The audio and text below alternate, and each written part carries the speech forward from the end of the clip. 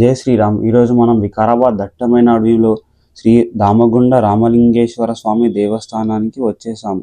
ఈ దేవస్థానం ప్రాముఖ్యత ఈ వీడియో ద్వారా మీరు తెలుసుకోవచ్చు. అందరూ ఇక్కడున్న శివాలయాన్ని దర్శించుకొని వెళ్ళిపోతుంటారు. కానీ మీకు ఈ వీడియో ద్వారా ఇక్కడ కాశీకి వెళ్ళడానికి గుహలు, ఇంకా మార్కండేయ ఋషి, ఇంకా విభాండక ఋషి తపస్సు చేసిన స్థలం, మరియు కాలభైరవ స్వామి దర్శనానికి ఎలా వెళ్ళాలో మీకు ఈ వీడియో ద్వారా తెలుసుకోవచ్చు. ఇక్కడ మేమైతే వెళ్తున్నాము. ఈ ఫుల్ వీడియో యూట్యూబ్లో ఉంటుంది, క్లియర్గా ఎక్స్ప్లెయిన్ చేసి ఉంది, మీరు అక్కడ చూసుకోవచ్చు.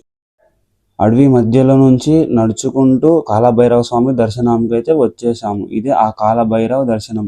కాలభైరవుడే క్షేత్ర పాలకుడు.